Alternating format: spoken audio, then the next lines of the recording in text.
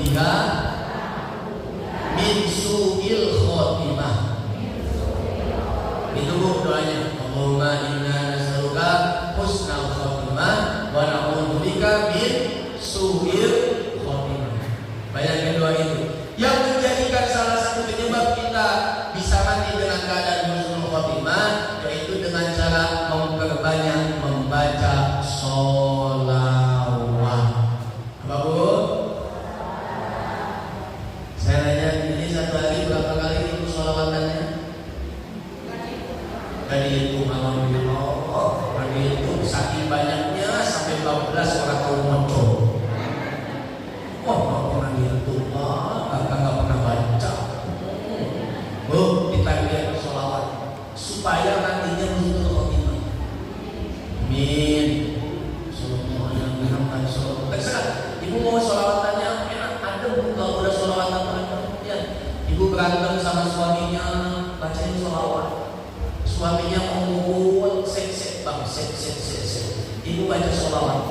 Ahmad ya Habibi, Ahmad ya Habibi. Kebetulan istrinya namanya Rodia. Dijawab sama istrinya, sama suaminya, Rodia. Kira-kira jadi gak berantemnya?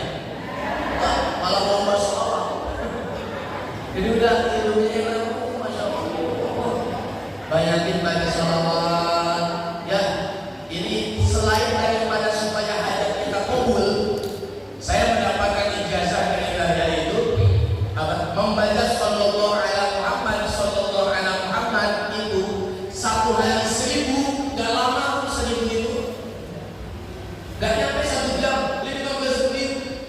Saya perjalanan dari Bogor ke sini itu baru saya dapat 1700. Sallallahu ala Muhammad, sallallahu ala Muhammad, sallallahu ala Muhammad, sallallahu ala Muhammad. Baca sholawat 1000 minimal satu hari. Membaca 1000 kata Barai lahu situna faidatan, memiliki akan mendatangkan 60 faidah, 60 keutamaan. Apa saja? Banyak. Salah satunya apa? Salah satunya mudah dikabulkan hajat dan cita-citanya. Amin. Kemudian dilancarkan rizkinya. Itu baca sholawat ala Muhammad. Kemudian apa? Ditutupi aib kesalahannya, diampuni dosanya, hutangnya lunas. Itu hutangnya lunas, anunya beda. Hutangnya lunas enak. Kalau sedang sholawat aku sejuk, adem, betul nggak Bu? Ya, kita sekarang kumpul di sini. Ada nggak Bu? Sejuk nggak? Hatinya enak, tenang. Hutangnya ingat nggak? Nggak, lupa. Jadi ketika di pengajian, semoga hutangnya lupa. Selama pengajian ini dari tadi mesti ada sholawatan. Saya yakin ketika ibu ikut sholawatan, gak ingat sama hutang dulu. Padahal besok dia tempo cicilan banyak kecil. Mana token udah bunyi. Ini macam-macam permasalahan kita. Banyakin baca sholawat. Ya Bu, minimal. Tapi itu terserah. Silakan mampunya berapa. Saya akan punya 100, monggo 100 atau 1000 lebih baik, nggak banyak kok. Dan sholawat itu tidak harus dalam keadaan suci. Ibu dalam kondisi sedang halangan, sedang haid, boleh membaca sholawat. Bahkan sedang junub. Tahu junub? Tahu junub Bu? Ibu sedang junub, bapak sedang junub, baca sholawat boleh. Bahkan sholawat itu adalah satu-satunya amal ibadah yang boleh dibuat pamer, boleh dibuat riya. Luar biasa. Saya membaca di dalam kitab Fawaidul Mutarab karangannya Al-Imam Habib Zaid bin Muhammad bin Ibrahim bin Smith. Di sana dikatakan la yubtilu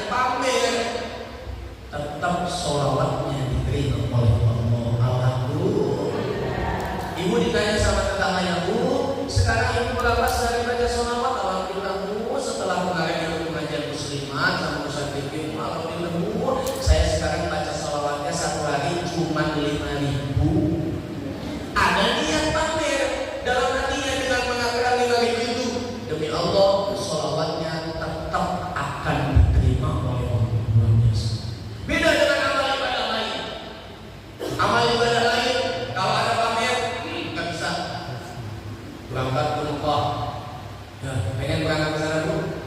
Ya, saya doakan semoga ibu bapak semuanya cepat dipanggil oleh Allah.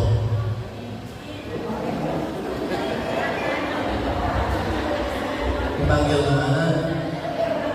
Dipanggil ke tanah suci, amin.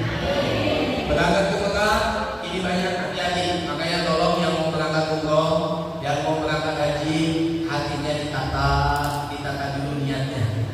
Banyak saya saksikan dulu kalau pas sedang di sana, ketika tawaf sa'i itu sambil live streaming, buka Facebook, buka live. Bukan Instagram, bukan live, masuk di YouTube, bukan live. Mohon maaf, andai kata niat kesananya hanya untuk konten, bikin konten saja, mohon maaf, tidak akan ada apa-apa. Kalau hanya untuk foto-foto kenang-kenangan, silakan. Mau diposting ya monggo, cuma ingat jangan sampai ada merasa diri lebih baik daripada orang yang belum berangkat ke sana. Setuju? Oh, lagi doa live streaming. Halo guys, ini saya sedang doa guys di depan Ka'bah ini.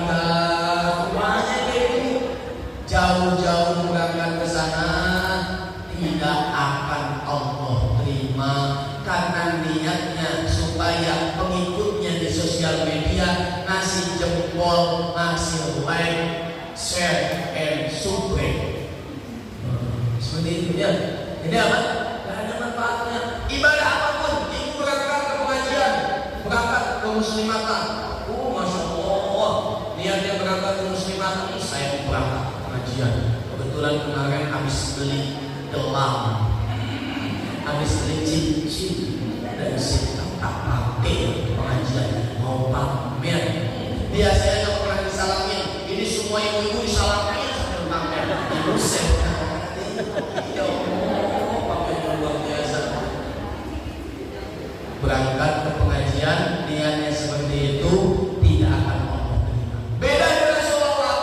Ibu pamer dengan sholawatnya. Saya pamer nih, bilang ke orang-orang, Bu, alhamdulillah saya baca sholawat sehari 1000, sehari 5000. Andai kata ya, tapi diusahakan jangan ada rasa pamer. Andai kata adanya pamer, lihat tetap diterima amal ibadah sholawat oleh Allah. Kenapa?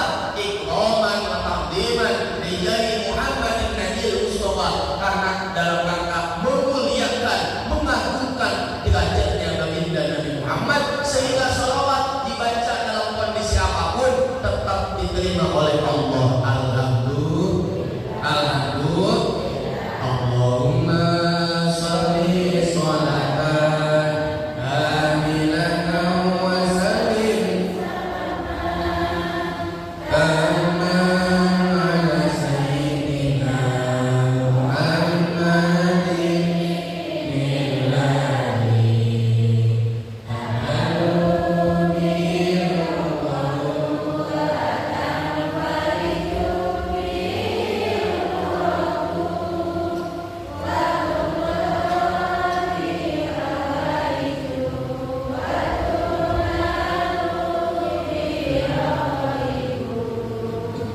wa husnul khawatim yustasqal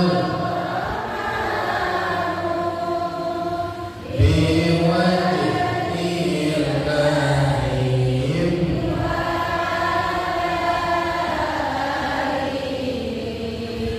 wa sabibi kulli an'amin wa nafasin bi'adani.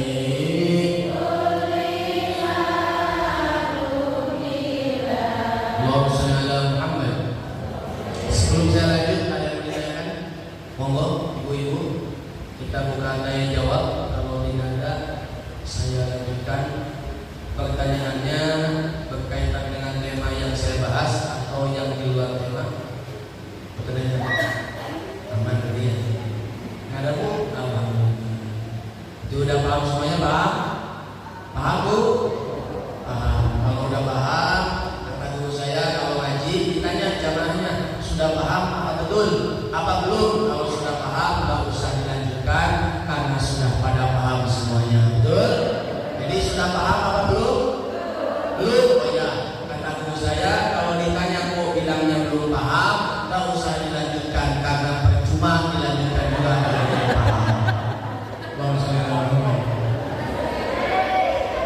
kan? Gimana nih Pak? Bingung jawabnya. Silakan ada yang ditanyakan kok? Nggak ada. Kita apa santai aja. Nggak ada ya?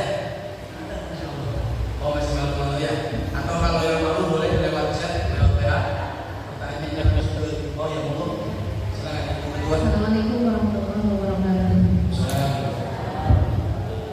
Pertanyaan saya.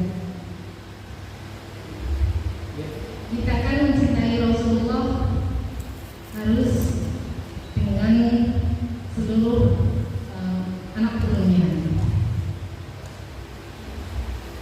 seperti dunianya sendiri. Nah, sekarang kan saya sering melihat di medsos, di sampelnya yang dikabarkan bahwa Habib itu katanya keturunan Nabi. Kebanyakan Habib-Habib yang ada di Indonesia itu sekarang kan seperti lagi dihujat karena santannya benar atau tidak seperti itu. Nah, yang saya tanyakan, Habib-Habib yang ada di Indonesia ini yang awalnya itu seperti dihormati, disanjung dan sebagainya karena mereka mungkin melihat bahwa Habib yang ada di sini memang benar keturunan Rasulullah. Tapi sekarang kan sepertinya kebanyakan dihujat karena ada kabar palsuan atau bagaimana. Itu pertanyaan saya utama, Habib-Habib yang ada di sini apakah menurut panjenengan ini apa benar Rasulullah atau bukan? Dan yang kedua, kalau memang benar, apakah orang-orang yang dihujat saat ini masuk dalam ranah dosa karena berarti tidak mencintai keturunan Rasulullah? Demikian, terima kasih pertanyaannya. Assalamualaikum warahmatullahi wabarakatuh. Al-Imam Abdullah bin Alwi mengatakan, la astahi an taqula ana la adri. Jangan malu untuk mengatakan aku tidak tahu. Dalam hal ini saya tidak memberikan jawaban terkait benar atau tidaknya itu yang jelas. Prinsip saya lebih baik salah mencintai daripada salah membenci. Setuju? Catat, update status.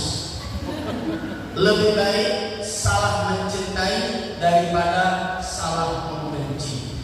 Artinya bagi habaib yang ada di Indonesia, kita tidak usah ikut campur dia itu keturunan Rasul atau bukan.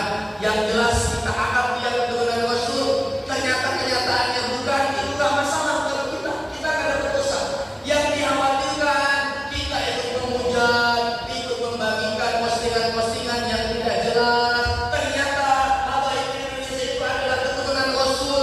Kita termasuk golongan yang dibenci oleh Nabi Muhammad. Paham ya? Jawabannya. Jadi lebih baik salah mencintai daripada salah membenci. Dengan ada kabar ini, tidak sedikit pun bagi saya berkurang rasa cinta dan takdirnya kepada habaib. Demi Allah tidak. Saya tetap mencintai Habib Iman. Saya membaca karangannya beliau setiap subuh dengan para santri itu membaca Maulid Syarul Tohur. Maulid Syarul Tohur itu menceritakan tentang perjalanannya Nabi Muhammad mulai lahir sampai beliau hijrah sampai wafat, diceritakan dalam kitab Maulid yang sangat indah dan ringkas. Itu pengarangnya Al-Habib Umar bin Muhammad bin Salim bin Hafid bin Syekh Abu Bakar bin Salim. Saya tidak berkurang kecintaan pada Nabi Muhammad. Walaupun misalnya andai kata beliau ternyata kenyataannya bukan keturunan Nabi, tidak apa-apa bagi saya. Saya sudah mencintai beliau, dan kita mencintai itu tidak hanya mencintai kepada keturunan Nabi saja. Pada semuanya kita cintai, termasuk kepada ahli maksiat. Kita harus mencintai. Irhamu man fil ardi yarhamukum man bis sama. Cintailah semua makhluk yang ada di muka bumi, maka niscaya semua makhluk yang ada di langit akan mencintai kita. Allah subhanahu. Jadi Bu, saran saya gak usah ikut-ikutan membenci, takut yang kita benci itu ternyata benar keturunannya Nabi. Karena kan kita tidak tahu. Ya, saya tidak ada kapasitas ilmu untuk menyampaikan apakah itu benar atau tidak. Karena itu perlu perlu adanya penggalian ilmu secara dasar dan seterusnya. Yang jelas pesan saya bagi yang awam, ini awam, saya ini orang awam. Bagi diri saya yang masih awam, yang masih bodoh tentang ilmu agama, saya punya prinsip lebih baik saya salah mencintai daripada salah membenci. Kalau sudah salah membenci, takut yang dibenci ternyata keturunannya nanti. Mending kita cinta, menganggap husnuzon dia adalah keturunannya nanti, walaupun ternyata kenyataannya bukan. Jadi masalah dosa nggak bagi kita? Dosa. Seperti itu. Dan kita bercermin pada ulama-ulama zaman dulu, mulai daripada Bahasa Asy'ari, mulai daripada Syekhuna Khalil, yang bagaimana hubungannya dengan para baik yang ada di Indonesia. Ulama setelah Syekhuna Khalil, setelah Bahasa Asy'ari, luar biasa cintanya sama baik. Masa kita yang nggak hafal hadis, betul? Yang nggak hafal Quran itu mencaci maki. Pesan saya gitu ya. Ya. Jadi ini saya tidak saya hanya mengingatkan saja kepada ibu bapak semuanya, tolong jangan membenci siapapun, terserah itu keturunan Nabi atau bukan, yang jelas kepada siapapun kita cinta. Apalagi kalau keturunan Nabi ini habaibnya ini alim luar biasa, hafal Quran, dia mengarang kitab. Masa mau kita benci dia orang alim, betul kan? Nah itu ya. Jadi kesimpulannya seperti itu. Jawabannya, kalau misalnya ibu cintai kepada semua orang, termasuk kepada habaib yang ada saat ini. Allah Subhanahu wa taala. Oke, ada lagi yang lain? Tidak ada. Jadi kesimpulannya, ini sebetulnya saya menjawab seperti ini dilematis. Ada dua kelompok, ada dua kubu yang pro dan yang kontra.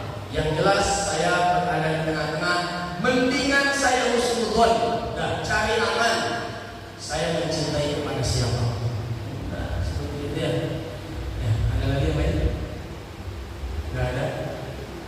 Jadi kalau ada video, ya semoga sih videonya nggak jadi digoreng, nggak digoreng untuk saya dan seterusnya. Karena yang betul-betul di sosmed itu panasnya luar biasa.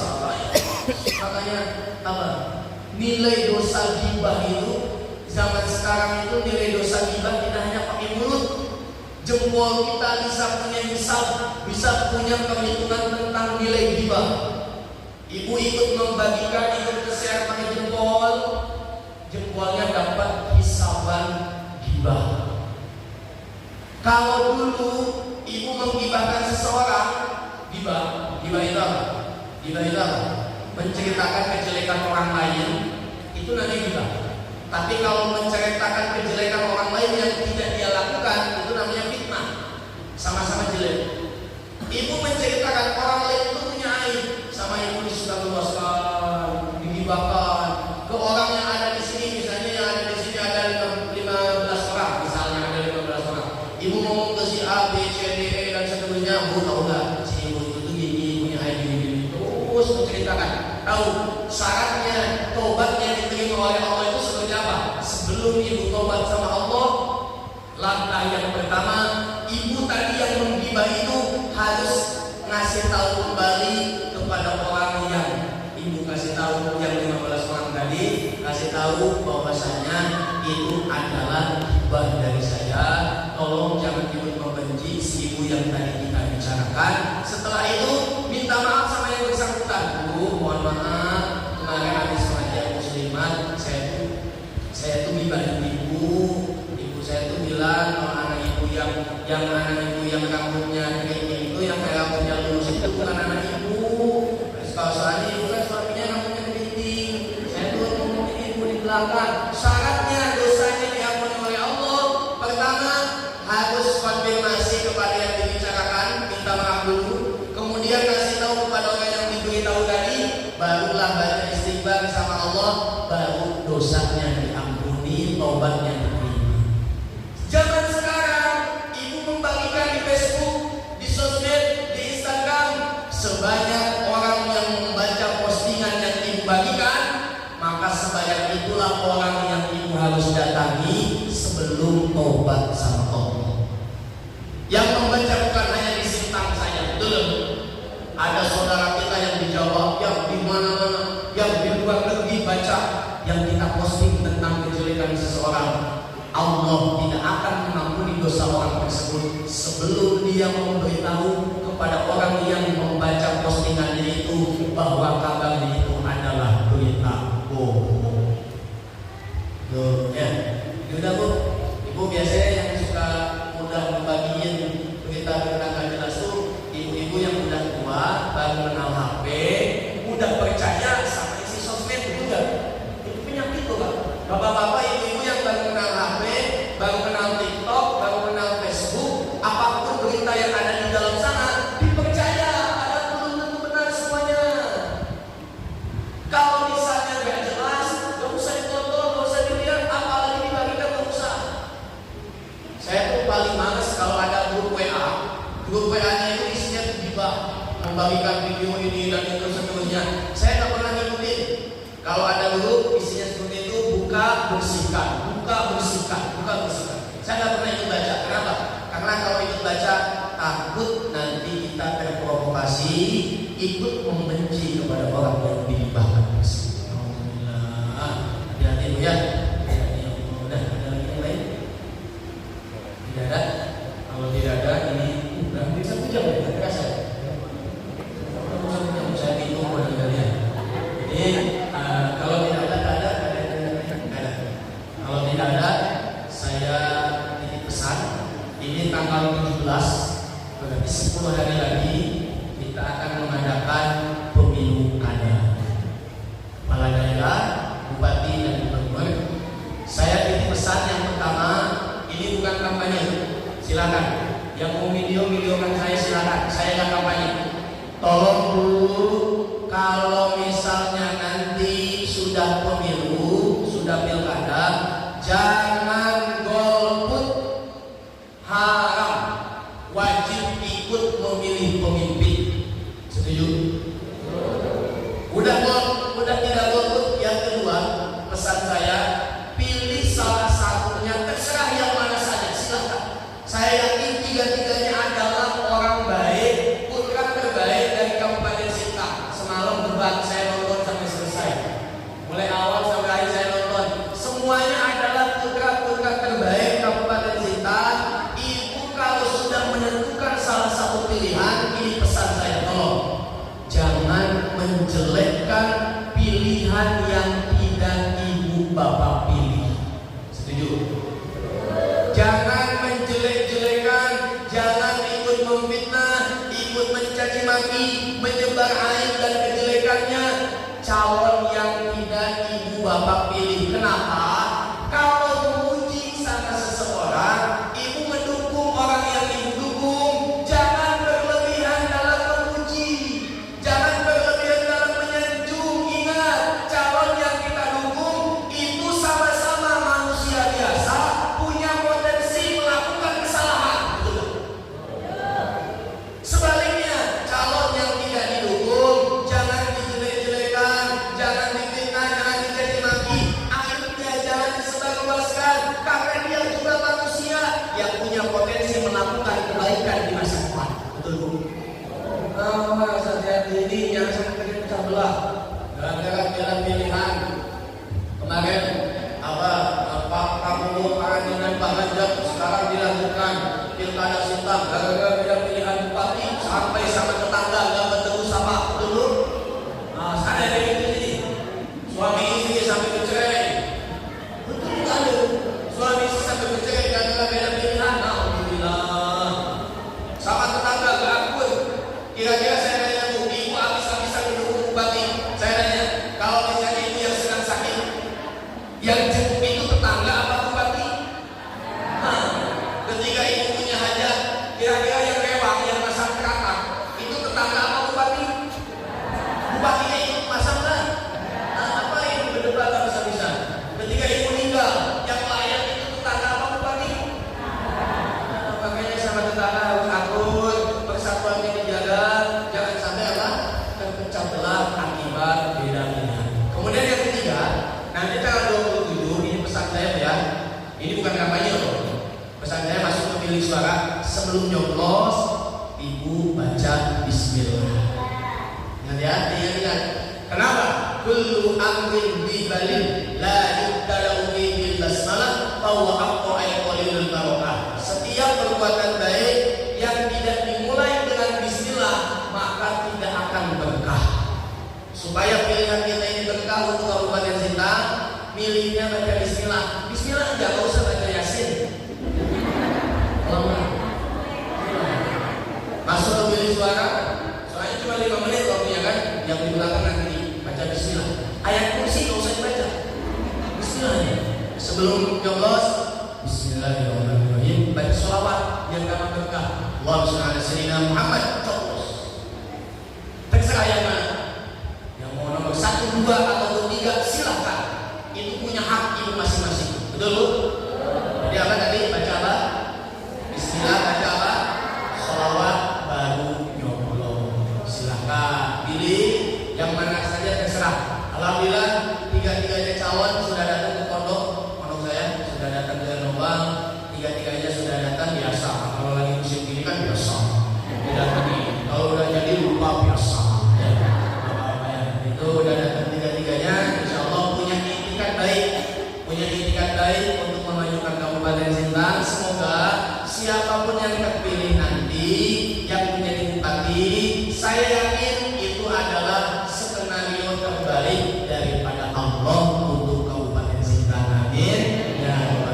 Jadi Bu itu jangan berlebihan di dalam memuji, dalam mendukung calon yang kita pilih, sehingga persatuan kita antar sesama tetangga, sesama desa, warga desa Matir menjadi terpecah belah. Alhamdulillah ini. Ya, jangan boleh, harus pilih salah satunya. Mungkin cukup sekian yang dapat saya sampaikan. Mohon maaf apabila ada kekurangan. Sebelum ditutup, saya mohon izin, mohon doa dari ibu bapak semuanya untuk keberlangsungan pondok pesantren Al-Ittihad yang ada di Desa Nobal. Alhamdulillah di tempat kami sudah ada santri yang mungkin angkatan pertama ada 17 santri yang ikut belajar untuk pendidikan formalnya, yaitu sekelas madrasah tsanawiyah dan madrasah aliyah. Jadi ada pelajaran umumnya juga, ada pendidikan formal. Cuman yang saya prioritaskan, yang saya utamakan itu adalah pendidikan tahfidzul Quran, kemudian pendalaman kitab kuning yang saya ambil metodenya dari pondok pesantren Lirboyo di Jawa Timur. Kenapa? Karena kalau judulnya pondok dan saya adalah basicnya Lirboyo, tidak mungkin saya meninggalkan kitab kuningnya. Jadi yang saya perdalam untuk anak-anak itu adalah kitab kuning dan tahfidz. Adapun pendidikan formal itu hanya sebatas sampingan saja. Jadi yang dipelajari itu tidak semuanya pelajaran, hanya beberapa saja, hanya beberapa pelajaran formal. Yang penting anak keluar dapat ijazahnya resmi di bawah Kementerian Agama Kabupaten Sintang. Mohon doa Bu, mudah-mudahan dilancarkan, diridhoi oleh Allah Subhanahu wa taala. Ini kami sedang membangun asrama putri. Saya kasih tahu kayak ini bukan minta sumbangan, bukan. Cuma ngabarin aja. Tapi kalau dia mau kasih apa saya nggak bakal. Kalau ibu kasih kakak Pino menawi sekalian mampir bawa semen, bawa besi, nggak apa-apa, saya nggak marah. Ya, atau ibu mau kirim nomor rekeningnya ada. Ya, nggak karena saya nggak minta sumbangan. Cuma mohon didoakan semoga ini sedang bangun asrama putri. Karena angkatan pertama kemarin itu saya belum siap menerima santri putri dikarenakan belum ada tempatnya. Ada kurang lebih 15 santri yang tidak saya terima. 15 santri putri tidak saya terima karena tidak ada tempatnya. Ini bukan macam kelas, bukan ya, cuma ngasih tahu aja. Ini sedang pembangunan asrama putri. Semoga diridhoi oleh Allah Subhanahu wa taala. Semoga apa yang menjadi hajat dan cita-cita saya dan kita semuanya dikabulkan oleh Allah Subhanahu wa taala. Amin. Ya rabbal alamin. Saya bismillah yakin modalnya apa? Modalnya sholawat. Itu setiap subuh kami dengan santri itu baca qasidah Buddha. Selesai sholat subuh jamaah, bangun setengah 4 tahajudnya udah kumpul setengah 4, bangun jam 3. Habis itu sholat subuh, habis sholat subuh jamaah, tawasul pada semua masyayikh, pada semua guru-guru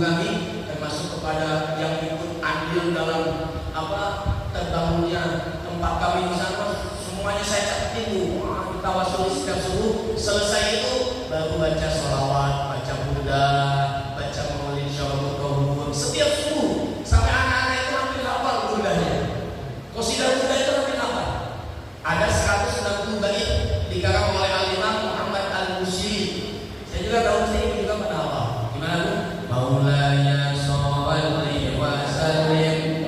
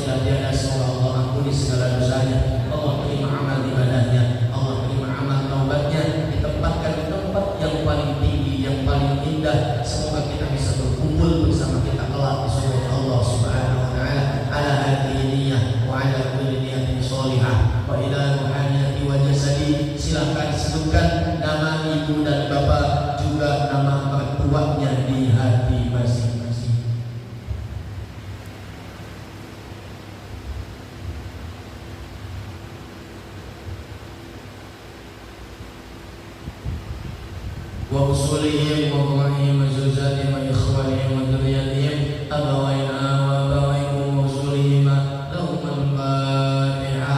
A'udhu billahi minasyaitonir rajim. Bismillahirrahmanirrahim. Alhamdulillahi rabbil alamin arrahmanir rahim maliki yaumiddin iyyaka na'budu wa iyyaka nasta'in ihdinas siratal mustaqim siratal ladzina an'amta 'alaihim ghairil maghdubi 'alaihim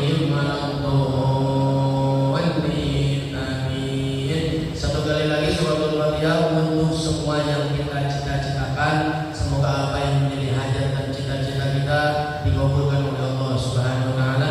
Terutama hajat cita-cita yang paling besar adalah semoga kita semuanya mati dalam keadaan husnul khotimah. Yang sedang sakit semoga Allah sembuhkan daripada penyakitnya. Siapapun yang hadir di tempat ini yang sedang sakit semoga Allah sembuhkan dari penyakitnya, ataupun keluarganya yang sedang sakit semoga Allah sembuhkan daripada penyakitnya. Ala hadhihi niyyah wa ala kulli niyatin sholihah wa ala ma nawi sallallahu sholihun. Untuk semua yang kita cita-citakan. Wa ila hadratin nabi al-fatihah.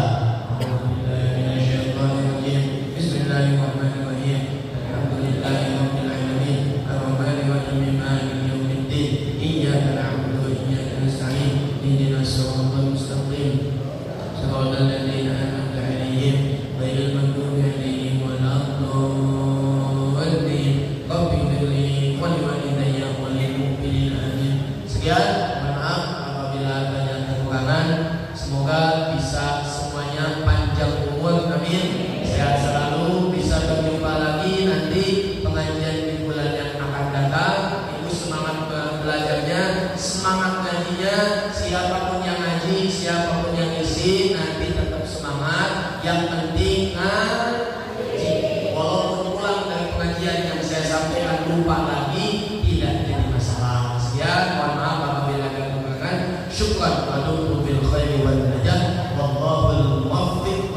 ila aqwamit thariq. Assalamualaikum warahmatullahi wabarakatuh.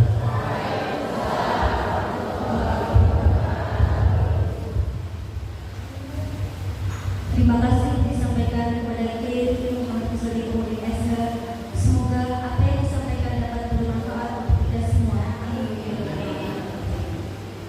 Demikian acara demi acara telah berjalan dengan lancar.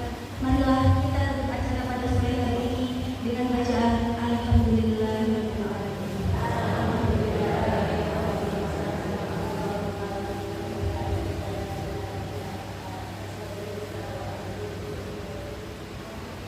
Dari saya pribadi ada salah dan kurangnya, mohon maaf dan besarnya. Wallahul muwaffiq ila aqwamit thoriq. Wassalamualaikum warahmatullahi wabarakatuh.